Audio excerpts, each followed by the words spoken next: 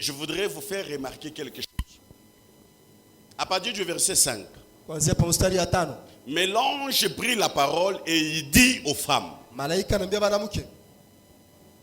pour vous, ne craignez point. Pourquoi? Parce que les militaires et les soldats qui étaient là avaient peur. Amen. Ils avaient peur. Et Jésus-Christ n'a pas rassuré les militaires. Il est venu rassurer les femmes. Il a dit, les autres là, laissez-le. Mais pour vous, ne craignez pas. Car je sais que vous cherchez. Amen, amen. J'aimerais dire à quelqu'un ce matin, je sais que tu cherches quelque chose. Jésus sait que tu cherches quelque chose. Amen, amen. La Bible déclare, venez à moi, vous tous qui êtes fatigués et chargés, je vous donnerai du repos. Nous venons auprès de Jésus parce que nous cherchons toujours que Jésus se révèle dans notre vie. Tu as quelque chose que tu es en train de chercher. J'aimerais dire à quelqu'un ce matin, ce que tu cherches, tu ne vas pas le trouver dans ce monde, mais ce que tu cherches est dans les mains de Jésus et auprès de Jésus. C'est pourquoi la Bible déclare dans Ésaïe, pourquoi dis-tu? Pourquoi dis-tu Jacob? Pourquoi dis-tu Israël? Que mes destinées sont cachées devant Dieu.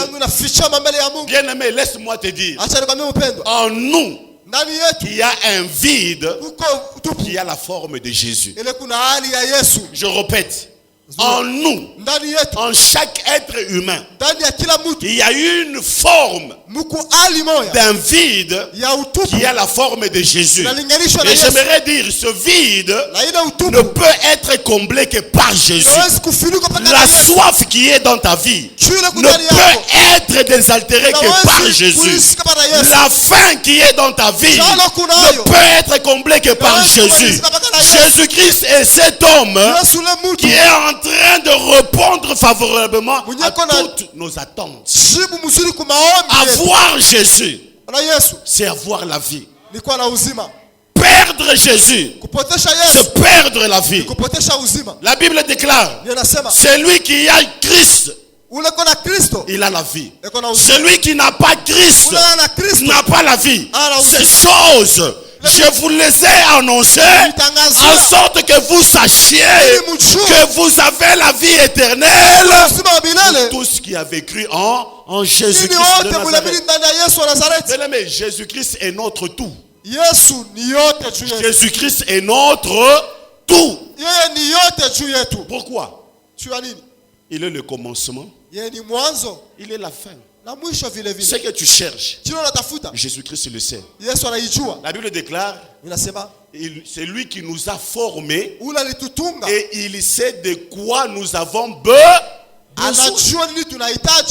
Et l'ange est en train de dire cela aux femmes. Il y a de ces paroles, lorsque vous les lisez, vous êtes rassurés au-dedans de vous. Il dit, je sais que vous cherchez Jésus.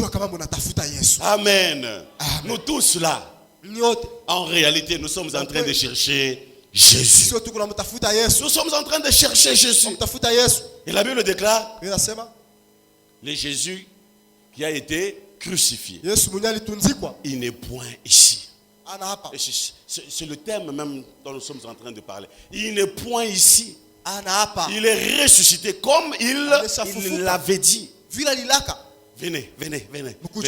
L'ange leur a demandé, venez.